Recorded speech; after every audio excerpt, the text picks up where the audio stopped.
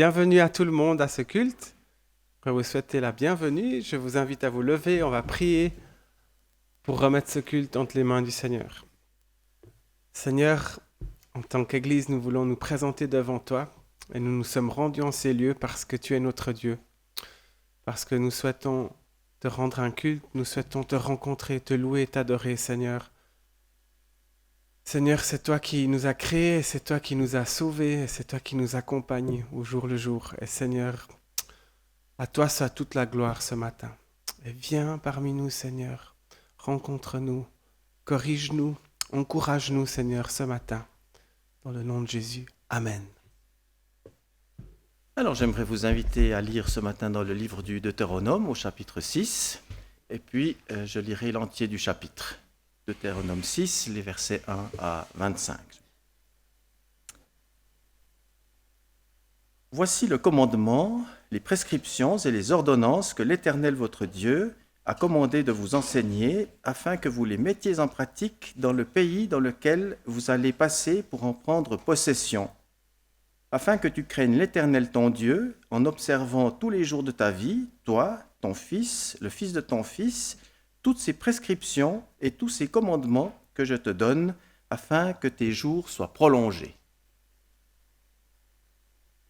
Tu écouteras donc Israël, et tu les observeras pour les mettre en pratique, afin que tu sois heureux et que vous multipliez beaucoup, comme te l'a dit l'Éternel, le Dieu de tes pères, dans un pays découlant de lait et de miel. Écoute Israël, l'Éternel notre Dieu, l'Éternel est un. Tu aimeras l'Éternel ton Dieu de tout ton cœur, de toute ton âme et de toute ta force. Et ces paroles que je te donne aujourd'hui seront dans ton cœur, tu les inculqueras à tes fils et tu en parleras quand tu seras dans ta maison, quand tu iras en voyage et quand tu te coucheras et quand tu te lèveras. Tu les lieras comme un signe sur tes mains, elles seront comme des frontaux entre tes yeux. Tu les écriras sur les poteaux de ta maison et sur tes portes.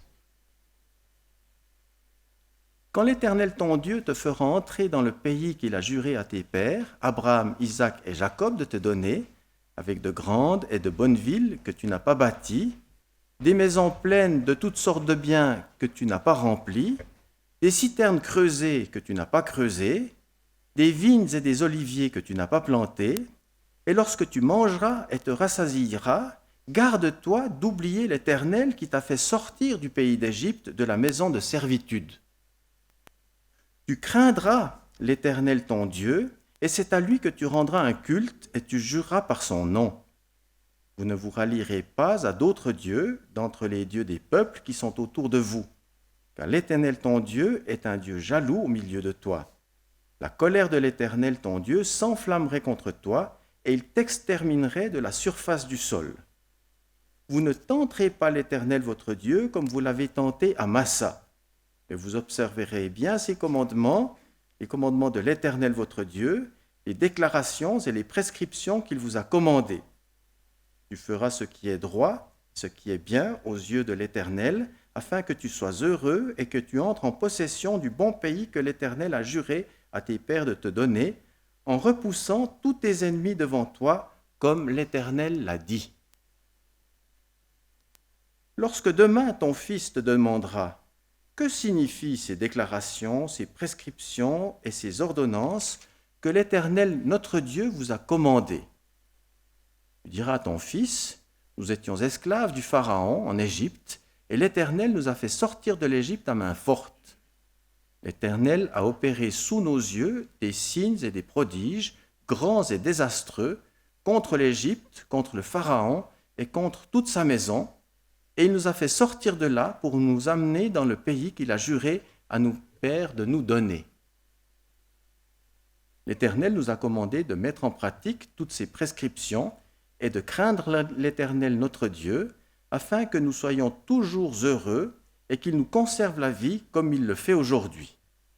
Pour nous, la justice sera d'observer et de mettre en pratique tous ces commandements devant l'Éternel notre Dieu, comme il nous l'a commandé. Rassurez-vous, le texte que je viens de lire est bien celui qui a été choisi pour nous aujourd'hui.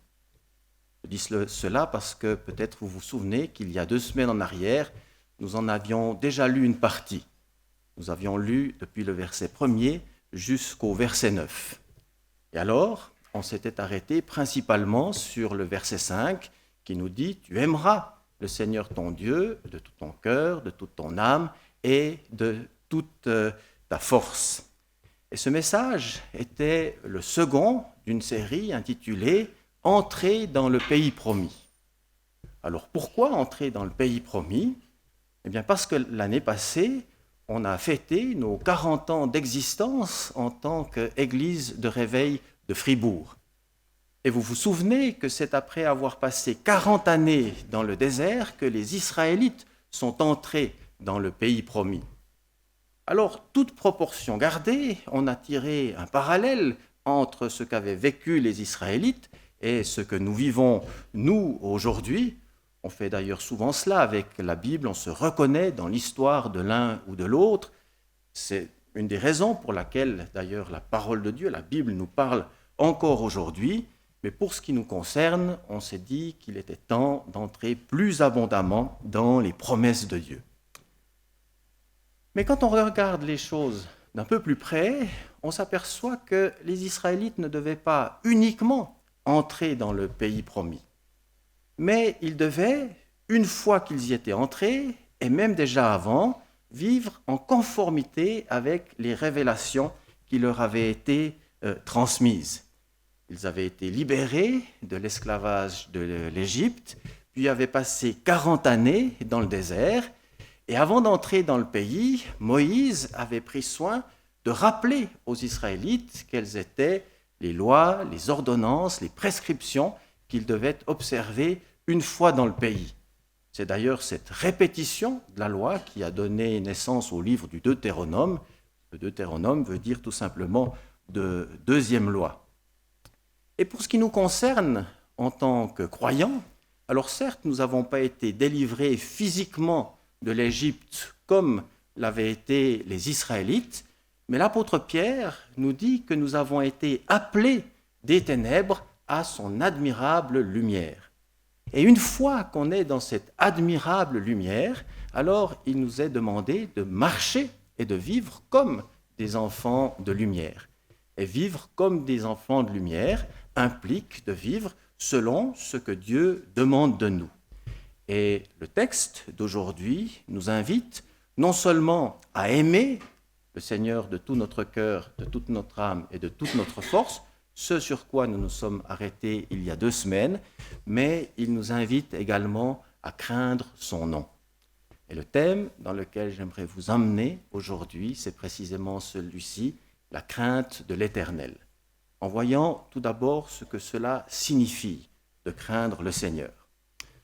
Vous êtes sans doute aperçu, en écoutant la lecture, que le verbe « craindre » revient à 3 reprises. Tout d'abord au verset 2, « afin que tu craignes l'Éternel ton Dieu ». Au verset 13, « tu craindras l'Éternel ton Dieu, c'est à lui que tu rendras un culte et tu jureras par son nom ». Et puis le verset 24, « l'Éternel nous a commandé de mettre en pratique toutes ses prescriptions et de craindre l'Éternel ».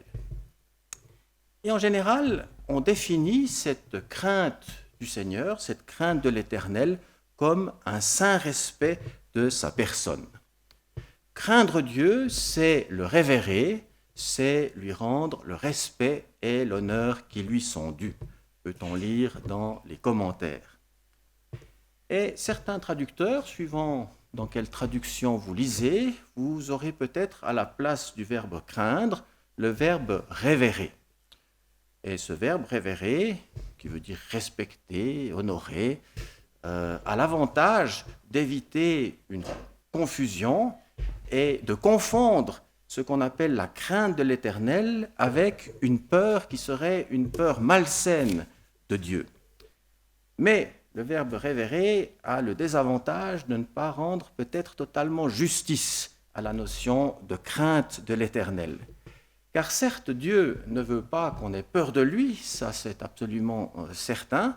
Ce n'est pas son désir qu'on vive dans une peur maladive, malsaine de sa personne, mais il n'en demeure pas moins Dieu pour autant. Et dans un de ses livres, John Piper dit ceci: « Le simple fait de penser à Dieu devrait nous faire trembler. » Je vous avoue que si je devais rencontrer le président de la Confédération, sauf si je le croise dans la forêt de Belfaux cet après-midi, je ne vais pas partir en courant, qu'on s'entende, mais si je devais le rencontrer dans un cadre officiel, j'aurais une légère appréhension. Et Dieu est bien au-dessus, non seulement du président de la Confédération, mais de tous ceux qu'on appelle les grands de ce monde. Alors, on sait bien sûr que Dieu est miséricordieux, qu'il est compatissant, qu'il veut notre bien, qu'il est plein d'amour pour nous, mais comme je le disais tout à l'heure, il reste Dieu et il n'est pas moins Dieu pour autant. Et le livre de l'Ecclésiaste le dit très bien, il dit « Dieu est au ciel et toi sur la terre ». Et qu'est-ce que ça signifie? Cela, bien, ça signifie que tout simplement, on ne joue pas dans la même ligue. Il n'est pas dans la même ligue que nous, il est infiniment au-dessus de ce qu'on peut imaginer, et la crainte de l'Éternel, la crainte de Dieu, est la réaction appropriée aux œuvres, aux démonstrations puissantes du Seigneur, et cette crainte conduit à l'obéissance à la volonté divine. C'est le commentateur Peter Aubriand qui nous dit ceci: « La crainte de l'Éternel conduit à l'obéissance à la volonté divine. » Et cette idée que cette crainte conduit à l'obéissance à la volonté divine se retrouve notamment écrit en toutes lettres dans le livre du Deutéronome. On lit cela au chapitre 10, verset 12, il est dit « Maintenant, Israël, que demande de toi l'Éternel ton Dieu? Si ce n'est que tu craignes l'Éternel ton Dieu, afin de marcher dans toutes ses voies, d'aimer et de servir l'Éternel ton Dieu de tout ton cœur et de toute ton âme. » Alors une chose est certaine et confirmée, c'est que cette crainte du Seigneur, cette crainte de l'Éternel, devrait nous amener à vivre selon sa volonté, selon ses commandements, selon ses prescriptions. Et on trouve dans l'Écriture plusieurs exemples de personnes qui étaient animées de cette crainte de l'Éternel. Alors parfois cette crainte est mentionnée, parfois elle n'est pas mentionnée. Je vais prendre 4 exemples, 2 exemples où elle est mentionnée, 2 exemples où elle n'est pas mentionnée, mais on peut clairement voir que ce qui était le moteur qui a amené telle ou telle personne à vivre et à prendre les options qu'elles ont prises était la crainte de l'Éternel.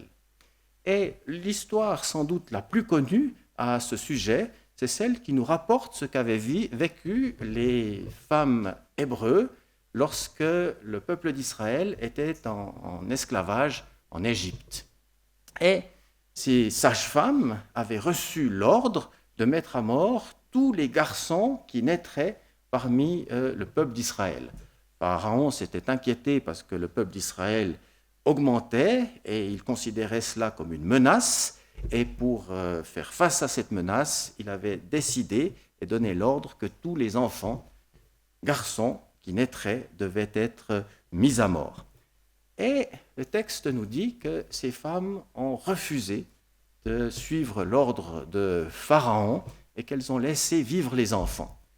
Et il nous dit exactement pourquoi. C'est parce qu'elles avaient la crainte du Seigneur. Leur crainte de Dieu était plus grande que la crainte qu'elles pouvaient avoir de Pharaon. Et en conséquence de cela, eh bien, elles ont pris l'option de ne pas obéir à l'ordre de Pharaon.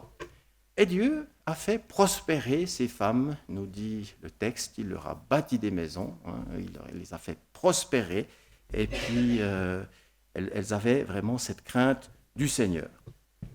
Et puis, il y a un personnage qui vivait du temps d'Élie, alors qui est peut-être moins connu, on connaît peut-être un peu moins cette histoire, qui s'appelait Abdias. Et cet Abdias était le chef de la maison d'Akab. Et il est dit à son sujet qu'il craignait beaucoup l'Éternel. Alors on se demande parfois comment ça se fait que quelqu'un qui craignait beaucoup l'Éternel pouvait vivre dans la maison d'un homme aussi corrompu qu'était le roi Akab. Mais ça, c'est une autre question. Ce qui est peut-être plus intéressant à retenir, c'est que cet homme avait réussi à soustraire à la volonté criminelle de Jézabel une centaine de prophètes de l'Éternel. En effet, Jézabel avait décidé à ce moment-là de passer le pays au peigne fin et de massacrer tous les prophètes de l'Éternel. Et la menace était véritablement à prendre au sérieux, car même Élie, quand il a appris que Jézabel en voulait à sa peau, il a littéralement sombré dans une sorte de dépression. Donc la menace n'était pas du tout à la légère, elle était très sérieuse. Mais notre homme, Abdias, parce qu'il avait cette crainte de Dieu, a réussi à mettre à l'abri une centaine de prophètes, à les nourrir également, et finalement à leur sauver la vie. Et là aussi, on voit un homme qui était animé de cette crainte et qui, en fonction de cela, a pu vivre et prendre des options qui étaient conformes à la volonté de Dieu. Et on trouve d'autres exemples où la crainte n'est pas spécifiquement mentionnée, mais où on peut en déduire qu'elle était bien présente. C'est le cas, par exemple, de Joseph en Égypte, qui, jour après jour, était harcelé par la femme de son maître et qui voulait absolument coucher avec lui. Et Joseph a répondu par ces paroles: « Comment commettrais-je un si grand mal et pécherais-je contre l'Éternel ?»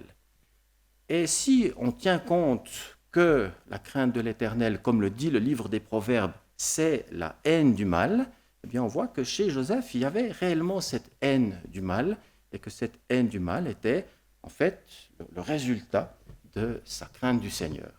C'était le cas également des compagnons de Daniel et de ses compagnons, qui, amenés à Babylone, devaient être bien nourris de la part des Babyloniens, mais eux refusaient de se souiller avec cette nourriture-là, parce que voilà, ils obéissaient justement à ce qui leur avait été transmis par la parole de Dieu et qui concernait également des lois alimentaires, et ils se sont abstenus de nourriture qu'on leur donnait, mais ont prospéré également, comme vous le savez.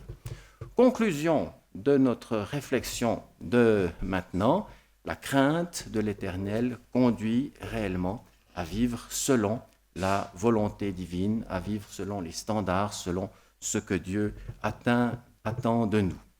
Alors, ce serait bien et juste, je crois, pour nous, si on est déjà animé de cette crainte, ou peut-être pas encore, d'invoquer le nom du Seigneur pour qu'il puisse se révéler de manière à ce qu'on puisse le craindre dans la bonne définition des choses, c'est-à-dire non pas avoir cette peur de lui, mais avoir cette saine crainte, ce respect face à lui, et lui rendre le respect et l'honneur qui lui sont dus.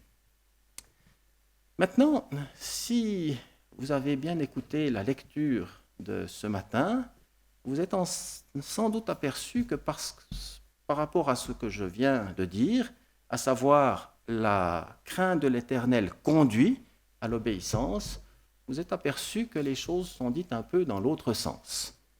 En effet, dans le Deutéronome 10, verset 12, on lit ce que j'ai déjà lu tout à l'heure: « Maintenant Israël, que demande de toi l'Éternel, ton Dieu, si ce n'est que tu craignes l'Éternel, ton Dieu, afin de marcher dans ses voies. » Et là, les choses sont claires, tu crains et tu marches. Mais dans notre chapitre 6, les deux premiers versets, il est dit ceci: « Voici le commandement, les prescriptions et les ordonnances que l'Éternel votre Dieu a commandé de vous enseigner, afin que vous les mettiez en pratique dans le pays dans lequel vous allez passer pour en prendre possession, afin que tu craignes l'Éternel ton Dieu. » Ensuite, les choses reviennent dans le bon sens en observant tous les jours de ta vie, toi, ton fils et le fils de ton fils, toutes ces prescriptions, tous ces commandements que je te donne, afin que tes jours soient prolongés. Et vous entendez, en particulier dans le verset 1er, ici ce n'est pas la crainte qui conduit à l'observance des commandements, mais l'observance des lois, des ordonnances et des commandements qui conduisent à la crainte. Alors dans un cas, tu craindras et puis tu marcheras selon la volonté divine, et dans l'autre, tu observeras les commandements et puis cela t'amènera à craindre l'Éternel. Et je me suis demandé pourquoi les choses étaient comme ça.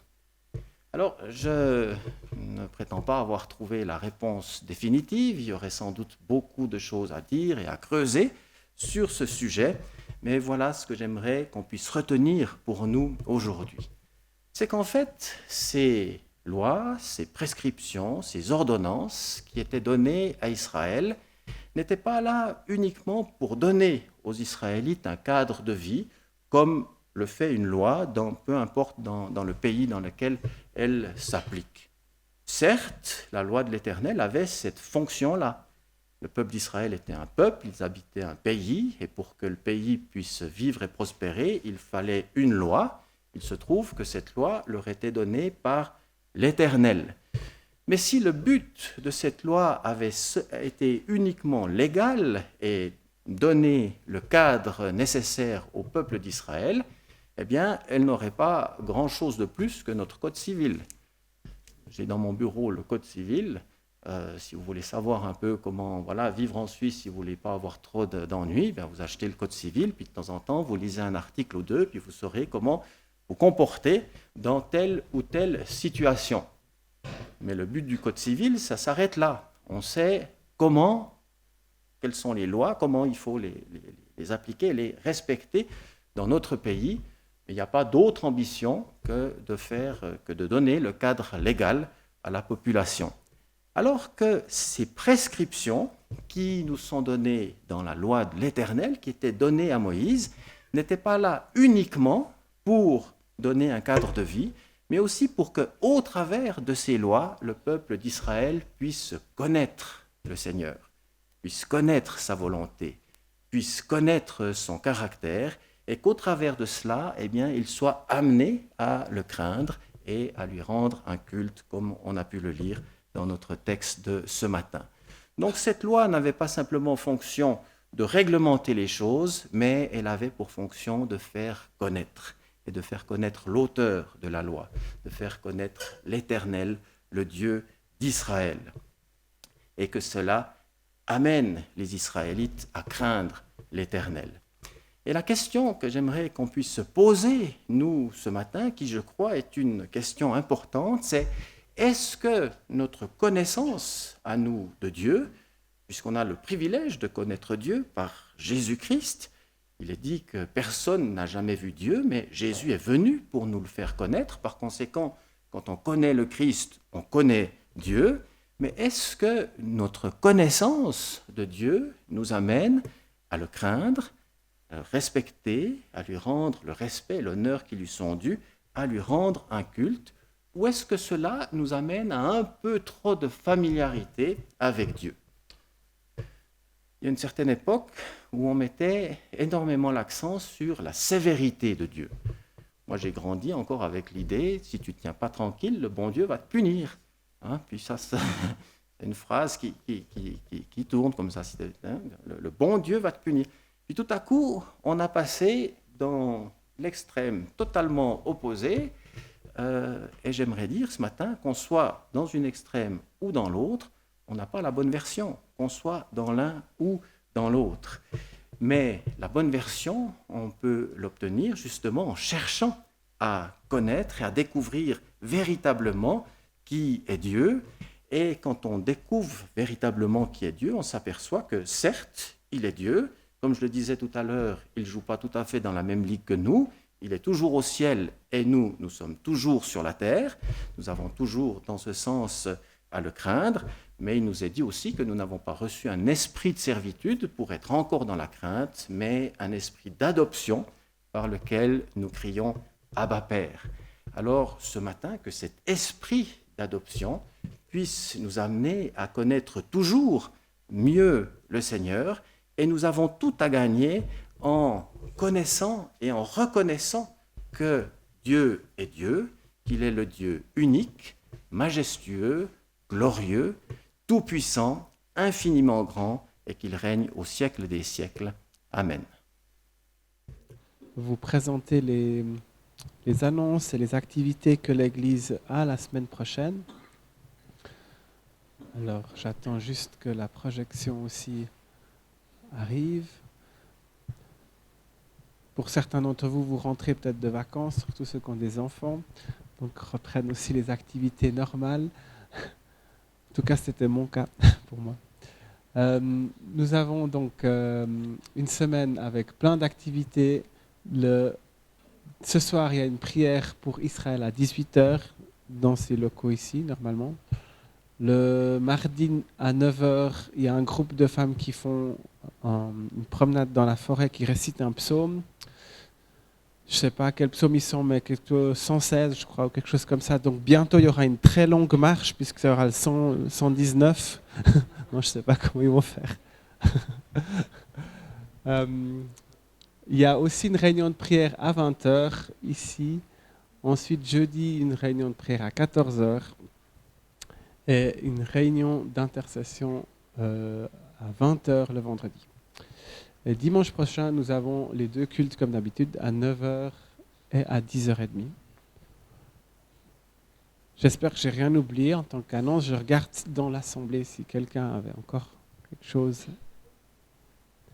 Non, je n'ai pas eu de... Ok. Très bien. Alors on va y aller avec ça. J'aimerais vous inviter à vous lever et on va clore ce culte ensemble.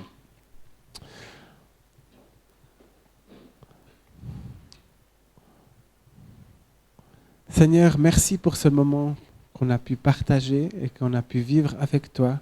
Seigneur, aide-nous à nous rappeler que tu es partout et tout le temps avec nous. Aide-nous à marcher à ta suite pendant cette semaine. Seigneur, bénis toutes les personnes présentes dans le nom de Jésus. Amen. Bon dimanche à tout le monde.